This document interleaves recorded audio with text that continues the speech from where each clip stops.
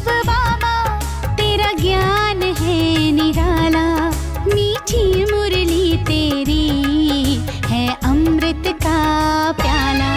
ओ प्यारे शिव बाबा तेरा ज्ञान है निराला।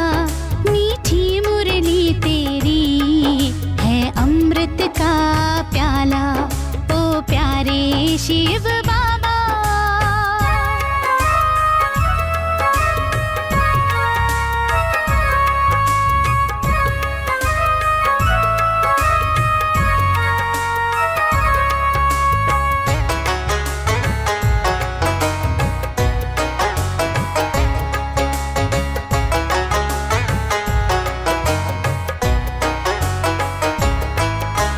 देह में रहते विदेही बनकर,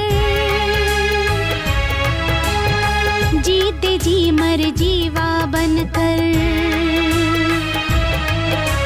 देह में रहते विदेही बनकर, जीते जी मर जीवा बनकर। अमृत वेले देता बाबा वरदानों की माला। ओ प्यारे शिव बाबा तेरा ज्ञान है निराला। मीठी मुरली तेरी है अमृत का प्याला। ओ प्यारे शिव बाबा।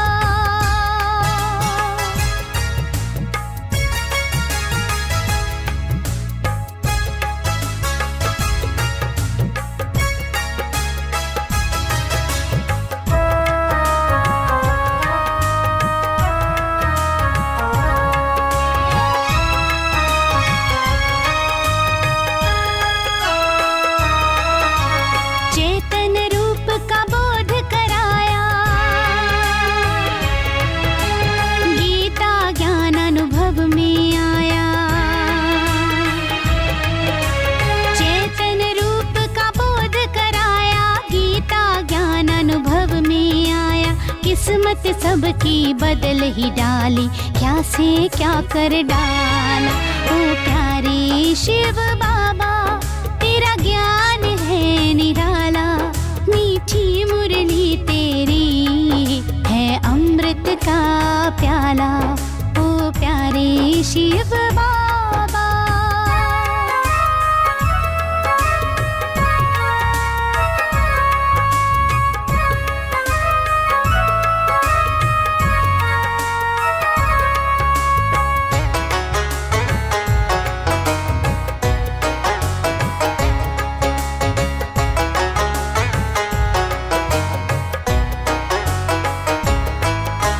सब धर्मों को एक बनाने, सबका जीवन नेक बनाने। सब धर्मों को एक बनाने, सबका जीवन नेक बनाने। जीने की वो कला सिखाकर देता नया उजाला। ओ प्यारे शिव बाबा तेरा ज्ञान है निराला। मीठी मुरली तेरी है अमृत का प्याला। ओ प्यारे शिव बाबा।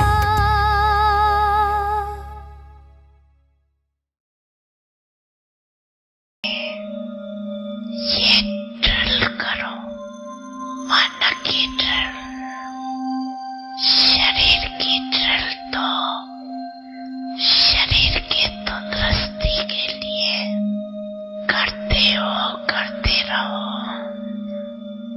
क्योंकि आजकल दवाइयों से भी एक्सरसाइज आवश्यक है। वो तो करो और खूब करो टाइम पर।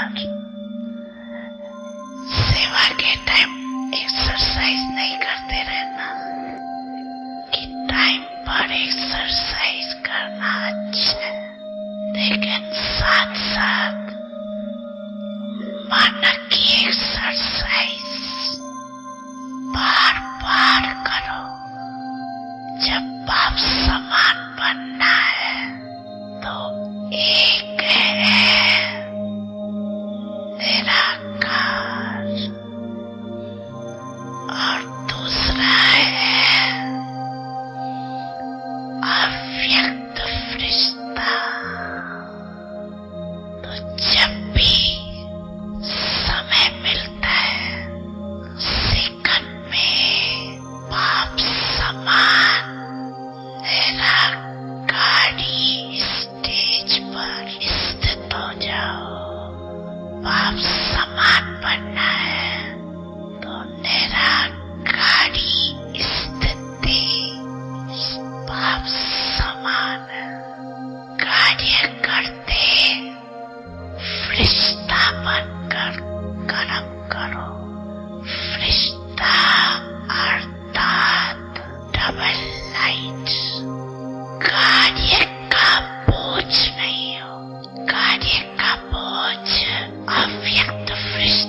मरने नहीं देगा, तो बीच बीच में निराकारी और फरिश्ता स्वरूप की मन की एक्सरसाइज करो, थकावट नहीं होगी।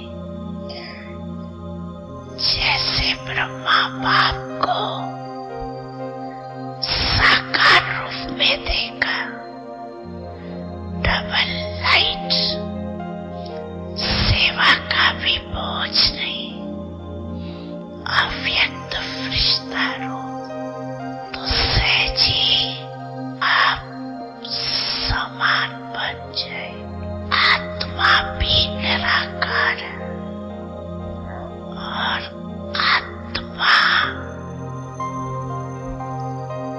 निराकार स्थिति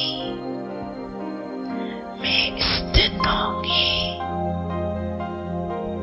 तो निराकार बाप की याद सहज समान बना दे।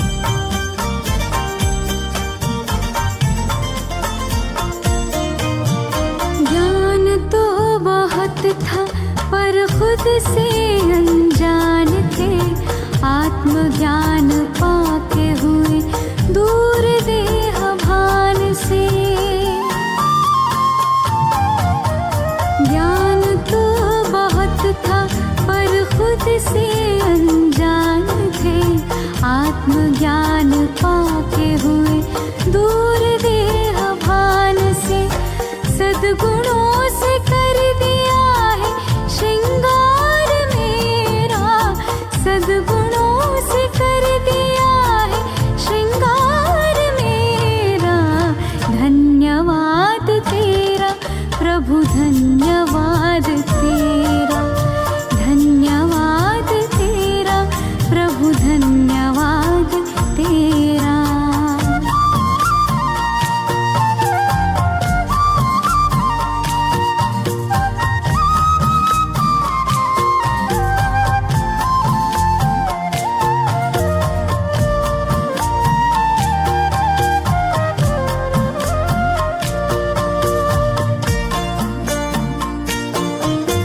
सत्यता की शक्ति से हम तो निडर हो गए, पवित्रता का बल मिला हम तो अमर हो गए। सत्यता की शक्ति से हम तो निडर हो गए, पवित्रता का बल मिला हम तो अमर हो गए। पग पग पर देते हो प्रभु साथ मेरा, पग पग पर देते हो प्रभु साथ मेरा। धन्यवाद तेरा प्रभु, धन्यवाद तेरा, धन्यवाद तेरा प्रभु, धन्यवाद तेरा।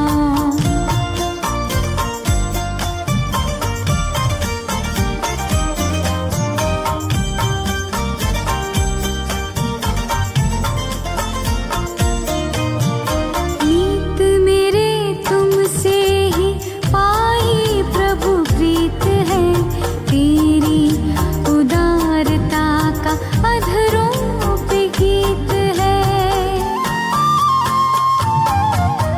नीत मेरे तुमसे ही पाई प्रभु प्रीत है, तेरी उदारता का अधरों पे गीत है। सांसों के सरगम से आभार तेरा, सांसों के सरगम से आभार तेरा। धन्यवाद तेरा प्रभु, धन्यवाद तेरा, धन्यवाद तेरा प्रभु, धन्यवाद तेरा। ओम शांति and a very good evening to all of you. हमने वर्ब के बाद नाउन सीखना शुरू किया है, जहां पे हमने सबसे पहले आर्टिकल्स के बारे में सीखा। उसके बाद हम नाउन्स के बारे में सीखते हैं। इस पे एक नज़र डाल दें। मैंने आपको इन्फ्लेक्शन के बारे में बताया था। जब किसी भी शब्द को मोड़ा जाता है, बदला जाता है, तो उसे इन्फ्लेक्शन कहते हैं।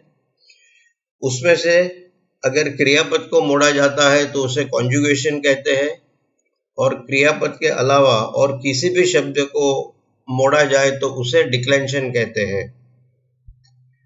हमने तरह तरह के नाम के बारे में पढ़ा था। Common nouns boy, girl, table, proper noun India, Delhi, Asha, Ashok, collective noun team, committee, army, और एब्स्ट्रैक्ट नाउन जिसमें एक्शन और फीलिंग आते हैं, जजमेंट, लव, हेटरेड, और परिस्थिति आती है वीकनेस, सिकनेस, पॉवर्टी। ये नाउन गिन भी सकते हैं और कुछ नाउन गिने नहीं जाते, countable nouns, non countable nouns. फिर हमने जेंडर के बारे में भी पढ़ा था। ये इजी सब्जेक्ट है, आसान सा टॉपिक है, इसमें कोई ज़्यादा तकलीफ वाली बात नहीं है। सिर्फ आपको याद रखना है, सीरियल नंबर 1 में देखेंगे तो इंग्लिश के अंदर मैस्कुलिन होते हैं पुल्लिंग, फेमिनिन होते हैं स्त्रीलिंग, जो हिंदी में भी है। इसके अलावा कॉमन जेंडर होता है टीचर, डॉक्टर, स्टूडेंट, और न्यूटर यानी निर्जीव वस्तु के लिए न्यूटर का इस्तेमाल किया जाता है। फिर हमने सिंगुलर प्लूरल सीखना शुरू किया था, जहां पे अलग अलग प्रकार से सिंगुलर का प्लूरल बनता है, और उससे भी ज़्यादा कठिन मेरे ख्याल से उसका स्पेलिंग कैसे बना है। तो स्पेलिंग के बारे में जितने भी रूल मैं दिखा सकता हूँ आपको मैं दिखाऊंगा। सबसे पहले हम सीरियल नंबर 5 की बात करें, रिवीजन कर लें कि जब नाउन के अंत में वाई होता है और उसके आगे कॉन्सोनेंट होता है तो वाई का आई होता है और एस के बदले ई एस लगता है। मैंने इसके उदाहरण भी आपके सामने रखे हैं सीरियल नंबर 5 में। Armies, babies, bodies, ladies, cities, parties. और यही नियम क्रियापद में भी लगता है। टू फ्राई का present tense third person singular भी ऐसे ही होगा सिंपल एस्पेक्ट में, फ्राइज। अगर शब्द के अंत में वाई है लेकिन उसके पहले वॉवेल है तो वाई का वाई रहता है, उसमें कोई बदलाव नहीं आता, और उसके बाद सिर्फ एस आता है, ई एस नहीं आता। इसके भी उदाहरण मैंने रखे आपके सामने। Boys, toys, days, trace, keys, donkey's. और यही नियम क्रियापद में भी लागू होता है। जो 4 ग्रह की युति होती है, present tense, simple aspect, third person singular, तो वहां पे बाय का बाइज होता है। आप देख सकते हैं फ्राई में फ्राइज होता है 5 नंबर में, या 6 नंबर में बाय का बाइज होता है। तो नाउन और क्रियापद में ये स्पेलिंग का नियम सेम है। अब हम आगे बढ़ते हैं कि शब्द के अंत में ओ है और उसके आगे कॉन्सोनेंट है, तो बहुवचन बनाने के लिए एस के बजाय ईएस जोड़ा जाता है। इसके उदाहरण है पोटैटो। पोटैटो में आखिरी अक्षर ओ है, उसके आगे टी नाम का कॉन्सोनेंट है, और इसलिए पोटैटोस का बहुवचन ई एस लगेगा एस के बजाय। पोटैटो तक सेम स्पेलिंग है, लेकिन आपको बहुवचन के लिए एस के बदले ई एस लगाना है। टोमेटोस में भी यही स्पेलिंग आएगा, मैंगोस में भी यही स्पेलिंग आएगा। इको यानी जो हम बोलते हैं, जब हम पर्वत की तरफ बोलते हैं तो यहाँ से प्रतिध्वनि वापस आती है, तो उसको इको कहते हैं। हीरो, वॉल्केनो, ज्वालामुखी, तो ये सब में यही नियम लागू पड़ेगा। लेकिन इंग्लिश लैंग्वेज एक ऐसी लैंग्वेज है जहाँ नियम के साथ साथ अपवाद होता ही है, एक्सेप्शन होता ही है। तो ये जो एक्सेप्शन है वो भी मैंने आपको दिखा दिया है, कुछ एग्जाम्पल उसके। किलो का किलोस होता है, कमांडो में, पियानो में, फोटो में और लोगो में ई एस नहीं लगेगा, एस लगेगा। तो मतलब रचना एक ही है, आखिरी अक्षर ओ है, इसके पहले कॉन्सोनेंट है, फिर भी कुछ शब्द में ई एस लगता है, कुछ शब्द में एस लगता है, और ये आपको कंठस्थ करना पड़ेगा, इसमें और कोई रास्ता नहीं है। 5 और 6 की तरह 7 और 8 है। 8 में आखिरी अक्षर ओ है, लेकिन उसके आगे वॉवेल है। इससे क्या होता है, 2 वॉवेल साथ में हो जाते हैं, जैसे आप उदाहरण में देख सकेंगे जू। तो इस तरह से अगर 2 वॉवेल साथ में हो जाते हैं तो ई एस नहीं लगता, सिर्फ एस लगता है। जू का जूस होता है, रेडियो का रेडियोस, वीडियो का वीडियोस, स्टीरियो का स्टीरियोस। अभी तक इसके कोई अपवाद मुझे दिखाई नहीं दिए, जब मिलेंगे तो आपको जरूर बता दूंगा। अब हम सीरियल नंबर 9 की तरफ जाते हैं। इसमें आखिरी कॉन्सोनेंट जो होता है उसके पहले 2 ओ होते हैं। इसका भी आपको नीचे मैंने उदाहरण दिया है। फूट, फूट में क्या है, लास्ट टी है जो कॉन्सोनेंट है, और उसके आगे 2 ओ है। तो इसका जो प्लूरल होता है, बहुवचन होता है, वो इर्रेगुलर है, इसका कोई नियम नहीं है। ये फूट का फीट होता है। इसी तरह टूथ का टीथ होता है। अगर आप एक पाँव की बात करते हैं तो फूट हो गया, और अगर आप 2 पाँव की बात करते हैं तो फीट हो गया। इसी तरह टूथ का होता है। लेकिन एग्जैक्टली ऐसा ही शब्द बूट है तो उसमें ऐसा नहीं होता, वो रेगुलर प्लूरल होता है, बूट्स होता है, रूट का रूट्स होता है और बूथ का बूथ्स होता है। अगर आपको पता नहीं कि फूट क्या है और लेग क्या है और आर्म क्या है और हैंड क्या है, तो मैं या तो मेरी अगली सेशन में या आज रात को टेलीग्राम पे फोटो के साथ आपको दिखा दूंगा। हम हमारे जो जूते पहनते हैं उसमें जो नीचे का हिस्सा है, मतलब जितना ऊंचा जूता है इतना हमारा जो पूरा पांव होता है उसको फूट कहते हैं, इसीलिए जूते को फुटवेयर कहते हैं। और जो पूरा पांव है जो कमर के नीचे से शुरू होता है आखिर तक, उसे लेग कहते हैं। हाथ का भी ऐसा है, शोल्डर से जो शुरू होता है एंड तक उसको आर्म कहते हैं, ARM आर्म। और कलाई के बाद जो उंगली वाला और हथेली वाला हिस्सा है उसको हैंड कहते हैं, इसलिए हम जब ठंड में पहनते हैं उसको हैंड ग्लोव्स कहते हैं। ये मैं आपको शाम को दिखा दूंगा, मैं नहीं तो अगली सेशन में ले लूंगा मैं। सीरियल नंबर 10, तो आपको सीरियल नंबर 9 के अंदर जो अपवाद है वो याद करने पड़ेंगे, इसमें कोई नियम नहीं है। सीरियल नंबर 10, शब्द के अंत में एस आता है तो ES जोड़ा जाता है। ये थोड़ा सिंपल है, बस का बसिस होता है, और Z आता है तो EZ जोड़ा जाता है। वॉल्ट्स का वॉल्ट्स होता है। वॉल्ट एक डांस का प्रकार है, ये उसका नाम है ये। सीरियल नंबर 11, शब्द के अंत में SH आता है अथवा डबल S आता है, SS आता है, तो बहुवचन बनाने के लिए S के बजाय ES जोड़ा जाता है। इसका एक कारण यह है कि अगर हम सिर्फ S जोड़ेंगे तो शब्द के अंत में 3 व्यंजन आ जाएंगे।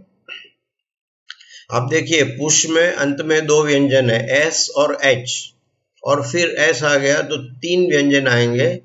और इंग्लिश में शायद ही कोई ऐसा शब्द होगा जहां पे 3 व्यंजन इस तरह साथ में आते हैं।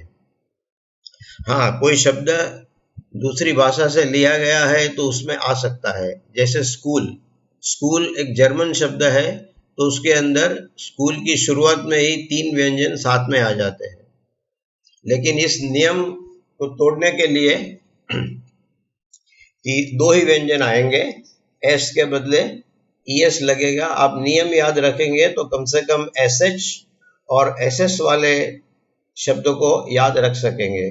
तो पुश का पुशिश होगा, ब्रश का ब्रशिश होगा, इसी तरह डबल S में ग्लास का ग्लासेस होगा, क्लास का क्लासेस, पास का पासेस। और बिल्कुल इसी तरह जहाँ पे 4 ग्रह की युति होती है क्रियापद में, तो वहां पे भी पुश का पुशिश होगा।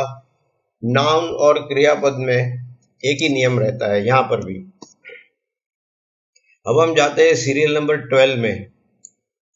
अगर अंत में CH आता है अथवा TCH आता है, ये एक एग्जाम्पल है जहां पे आपको 3 व्यंजन साथ में दिखाई देंगे। बहुत कम शब्द ऐसे होते हैं, लेकिन है। तो CH आता है या TCH आता है, तो बहुवचन बनाने के लिए S के बजाय ES जोड़ा जाता है।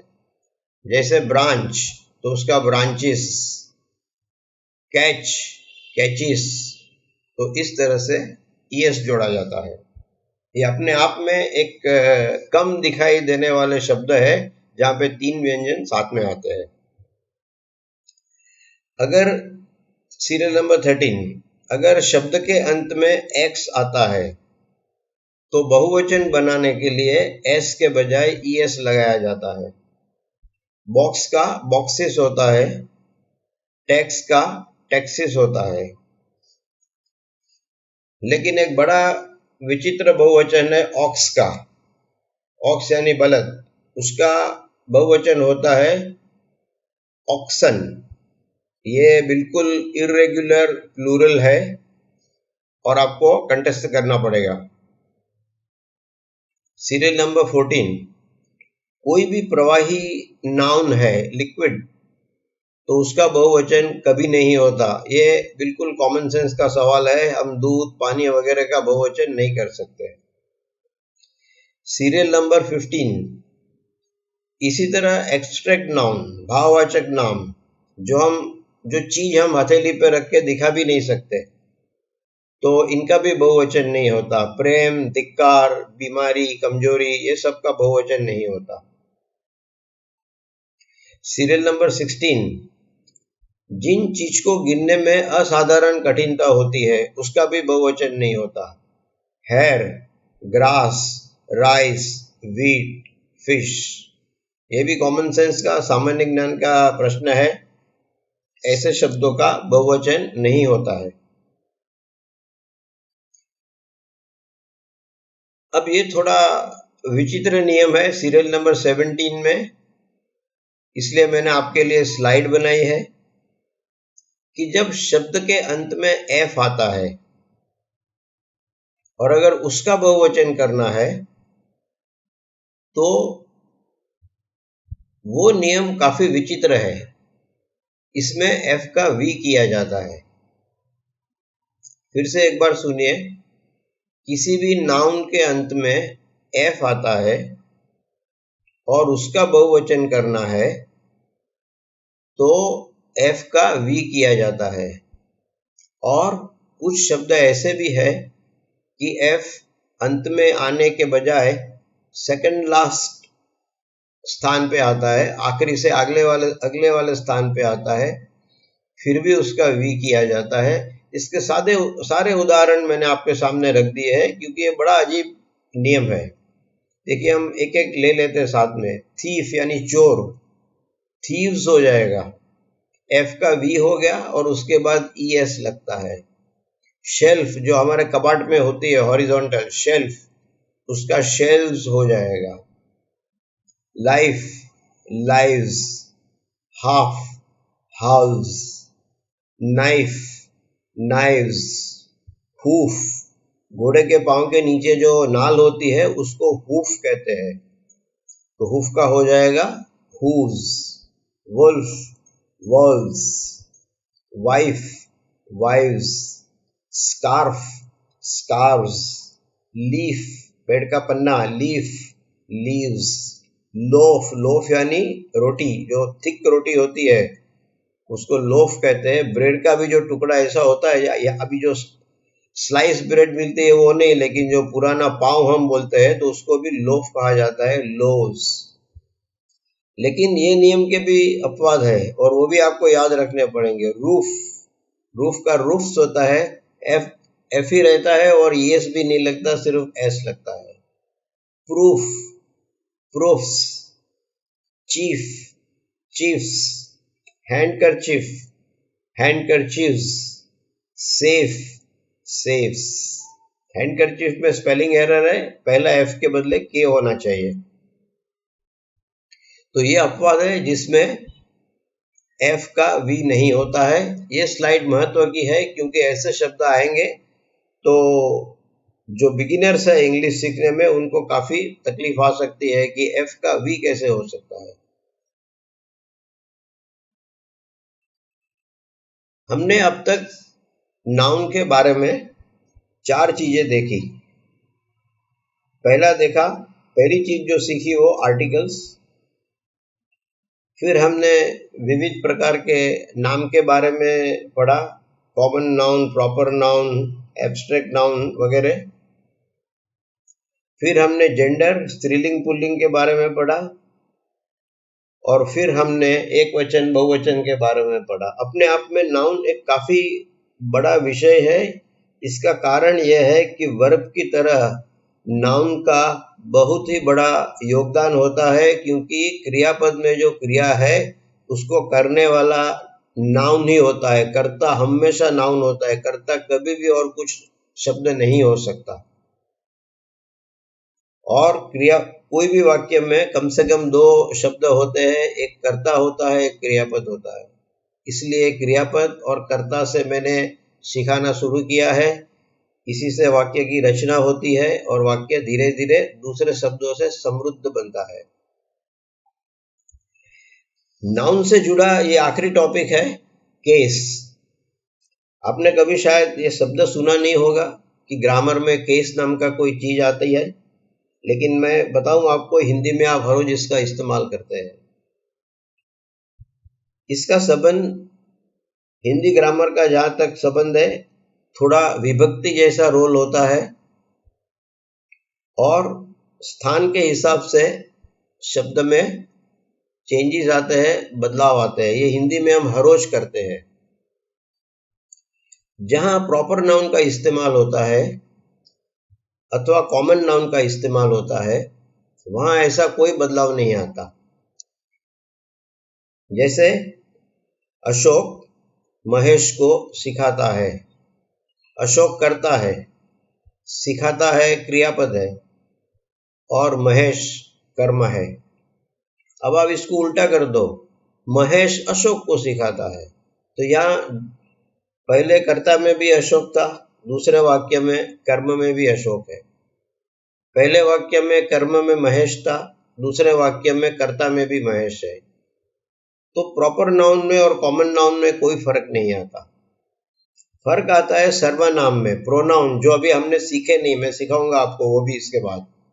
लेकिन केस का संबंध नाउन से भी है, इसलिए मैं सोचा इधर ये स्लाइड दिखा देता हूं। मैं ये स्लाइड आपको प्रोनाउन में भी दिखा सकता था। अब देखो हिंदी में भी इसी तरह बदली होता है। मैं अशोक को सिखाता हूं, तो यहां आप देखेंगे कि मैं कर्ता यानी सब्जेक्ट के स्थान पे है, तो मैं आया।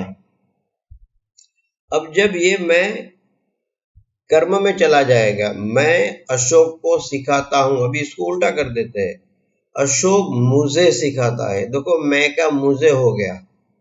हिंदी में हम इतनी साधारण तरीके से केस का उपयोग करते हैं, हमें पता भी नहीं चलता कि शब्द बदली हो गया, मैं का मुझे हो गया। इंग्लिश में भी ऐसा होता है और उसकी सारी स्लाइड, सारी इंफॉर्मेशन मैं यहाँ पे भी दूंगा और जब हम प्रोनाउन सीखेंगे उस वक्त दोबारा इसका रिवीजन करेंगे। अब देखो वाक्य की रचना मैंने सीरियल नंबर 1 से लेके 4 तक बड़ी कर दी है, लेकिन इसके पहले सिर्फ ग्रामर की दृष्टि से आपको दिखाता हूं कि ग्रामर में इनको क्या कहते हैं। ये अगर आपको याद रहता है तो अच्छा है, नहीं रहता है तो स्पोकन इंग्लिश में आपको बीच में नहीं आएगा। सबसे पहले हम कर्ता देख लेते हैं। तो ये विभक्ति, ये केस क्या है? सब्जेक्ट केस है, जो पहली कॉलम में है, एक के बाद। सब्जेक्ट केस को ग्रामर की भाषा में नॉमिनेटिव केस कहते हैं।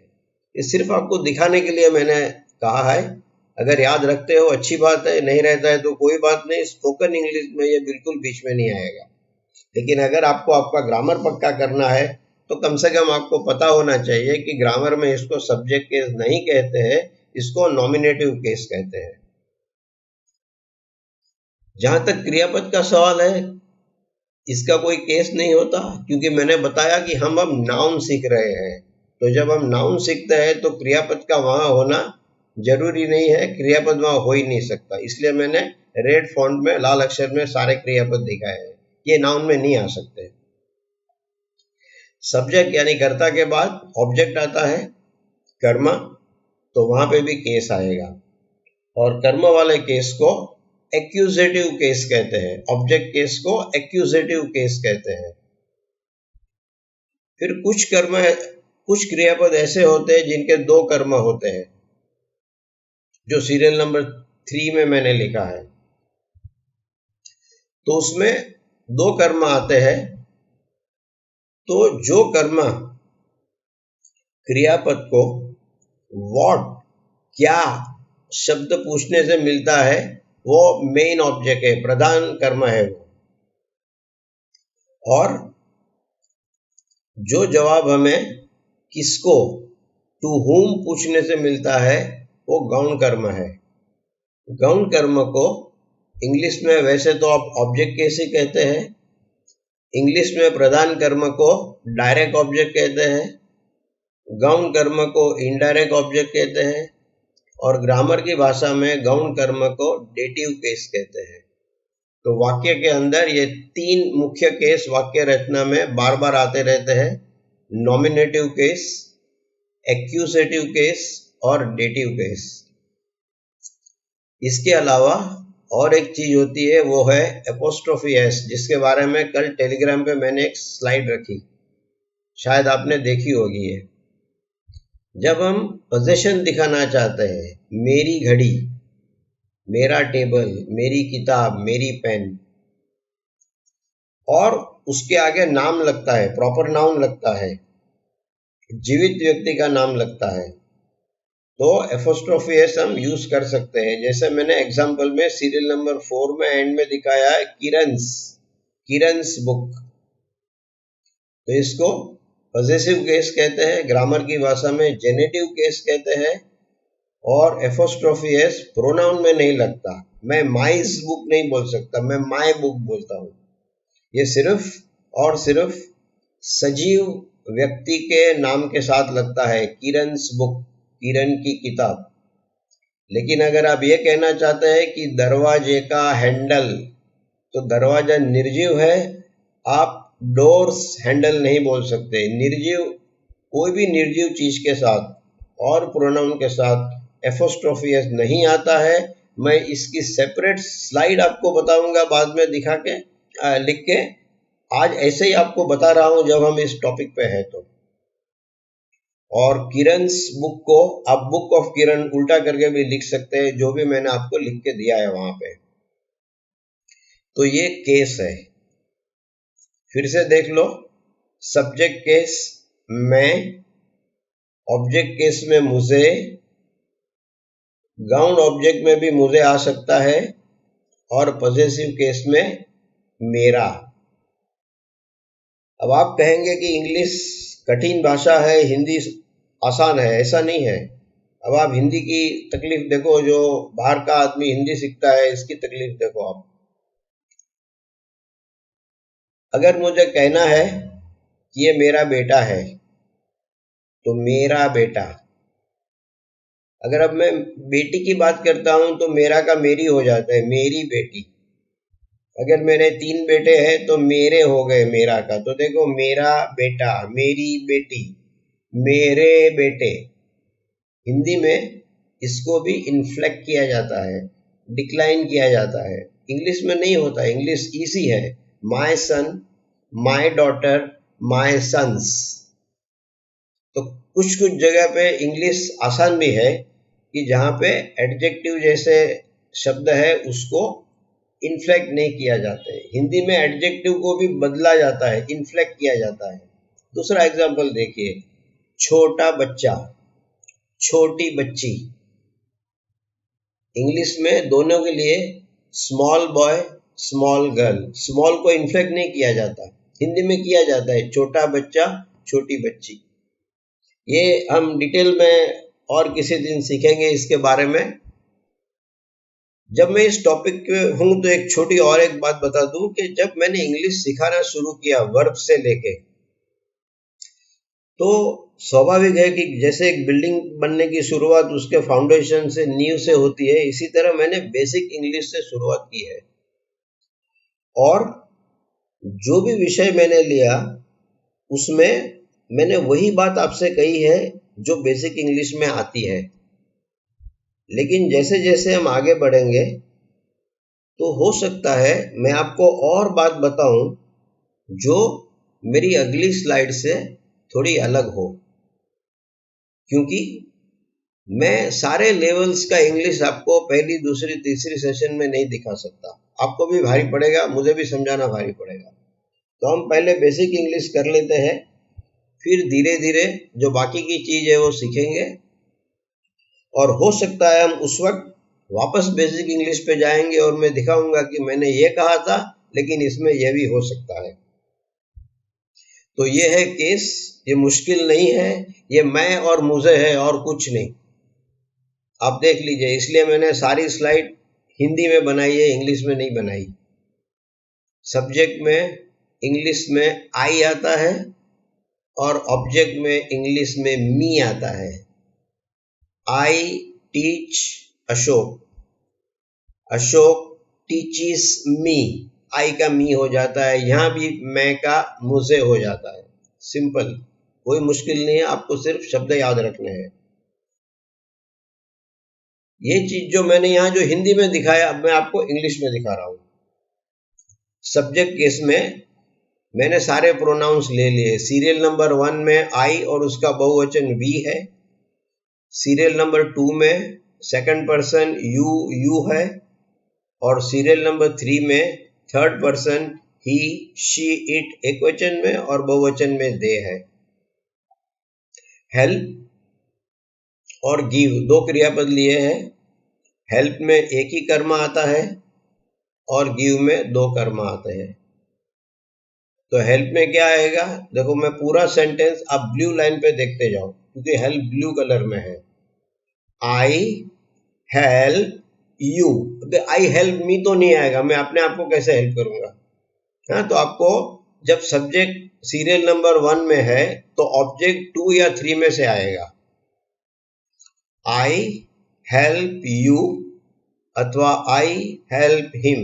अगर मैं कोई लड़के को मदद करता हूं जो मेरे सामने नहीं है, वो द्वितीय पर्सन नहीं है, थर्ड पर्सन है, तो हिम आएगा। लड़की है तो हर आएगा और बहुवचन है तो देम आएगा। तो इस तरह से आप ब्लू लाइन पे चलते जाएंगे तो आपको पता चलेगा कैसे होता है। समझो मैं आपके मतलब आप मेरे सामने खड़े हैं, मैं आपको सेकंड पर्सन की स्थिति में रखता हूं और आपके भाई को मदद कर रहा हूं, तो क्या होगा, ब्लू लाइन पे देखिए, आई हेल्प, अब लास्ट कॉलम में जाइए, योर ब्रदर, ये पॉसेसिव हो गया, your brother, your sister. Hindi में ये योर शब्द में भी हिंदी में गड़बड़ी है, तेरा भाई तेरी बहन। इंग्लिश में शांति है, योर ब्रदर योर सिस्टर। अगर मैं आपकी बात नहीं करता, अशोक की बात करता हूं, लेकिन आपके साथ बात करता हूं, मैं बोलता हूं फर्स्ट पर्सन, आप सुनते हैं second person, Ashok third person है, अशोक लड़का है तो मैं हीस कहूंगा। अब मैं अशोक के भाई की हेल्प कर रहा हूं तो क्या आएगा, I help his brother, I help his sister. तो इस तरह से ब्लू लाइन पे वाक्य बनता जाएगा। अगर आप रेड वाला क्रियापद लेते हैं जिसमें दो कर्म है तो आपको रेड लाइन पे चलना पड़ेगा।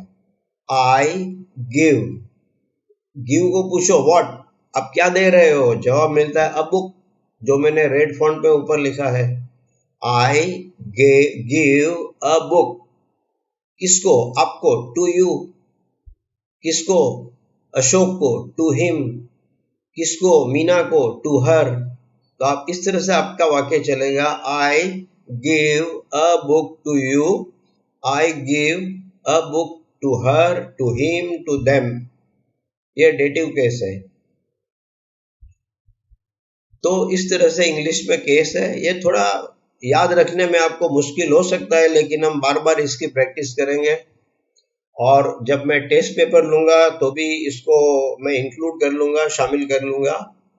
ये सिर्फ प्रैक्टिस का सवाल है। हिंदी में भी इसी तरह होता है और मेरा ऐसा मानना है कि इंग्लिश शब्द हिंदी से भी सरल है, क्योंकि हिंदी में तेरा भाई तेरी बहन आता है, यहाँ ऐसा नहीं आता, इधर योर ब्रदर योर सिस्टर। तो एक बार आप पोजीशन कंठस्थ कर लेंगे, ब्लू और रेड फॉन्ट का फर्क समझ लेंगे तो ये बहुत ही आसान है।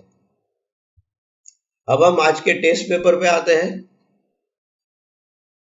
2-4 दिन मैंने आपको एक ही वाक्य में अलग अलग टेंस और आस्पेक्ट के वाक्य बनाने के लिए कहा था। अब हम इसमें थोड़ा बदलाव लाते हैं।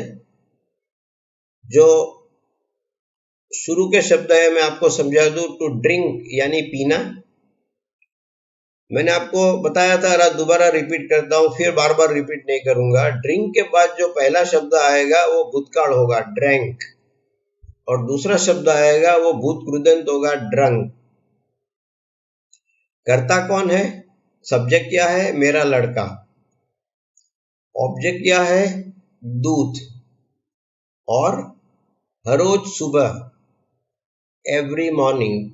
जो शब्द या 2-3 शब्द हमने ज्यादा पढ़े नहीं है और वो सब्जेक्ट वर्ब और ऑब्जेक्ट से भी नहीं है, तो उसका मैं फुल ट्रांसलेशन आपको दे दूंगा। तो मेरा लड़का क्रियापद दे दिया सबसे पहली लाइन में, कर्म दे दिया दूध, और एवरी मॉर्निंग, हर रोज सुबह। आपको भविष्य काल के 3 एस्पेक्ट लिखने हैं इसके नीचे। जवाब कल सुबह या आज रात को देर से मिल जाएगा आपको। इसके बाद मैंने भाषांतर के लिए 4-5 अलग अलग वाक्य पसंद किए हैं। ये सारे वाक्य हमने आगे की स्लाइड में कवर किए हैं इस तरह के। तो आपको उसका भाषांतर करना है। इसका भी जवाब मैं दे दूंगा आपको, आप ट्राई करिए पहले। तो इसके साथ मैं आज का सेशन बंद करता हूं। हर रोज की तरह आप कोई भी वाक्य मेरे पास भाषांतर करवाना चाहते हैं, कोई भी शब्द का भाषांतर चाहते हैं, तो टेलीग्राम पे रखिए। मैं पूरी कोशिश करूंगा, प्रयत्न करूंगा उसका जवाब देने का। और जहां डिटेल में समझाना है तो समझा भी दूंगा आपको कि क्या है इसके पीछे। और सब्जेक्ट बहुत बड़ा है तो आने वाली सेशन में भी मैं इसको ले सकता हूं। तो thank you very much. Om Shanti and see you tomorrow evening. Thank you once again.